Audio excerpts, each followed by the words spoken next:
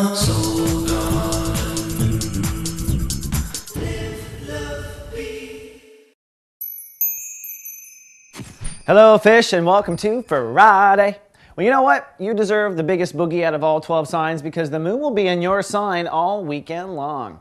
That means sunny and cool for Pisces and pretty calm and collected for all the water signs. Now, when the moon is in your own sign, I find you feel very calm and collected. It's also a time where your ego consciousness is working side by side with your emotional consciousness. And you may think that's not a big deal, but that's a big deal. When our hearts and our souls work on the same team, I find that silly fears go away during this transit, and also people tend to be very charismatic. Now, there is one hiccup in the giddy up, and that will actually be tomorrow. When the moon crosses over Uranus, that is an indication of either a test of faith or the releasing of tension or steam, if you want, in one area of your life. And this is centered around ego. Pisces have Uranus in their own sign right now, which means they're being led to the new ego that they need to create. And this is a long transit. Uranus moves very slowly because it's far out there in the solar system. So Pisces have to be kind of shown how to act in the moment.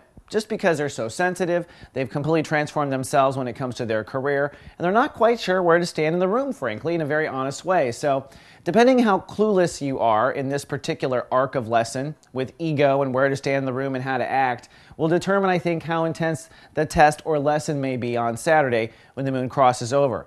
Most of the time, I find it is a test of faith where you maybe start to worry that maybe you piss someone off or something, and you have to have faith that it's going to be okay, and then sure enough, the universe will reveal whether it is or isn't. But it is always okay, isn't it, Pisces?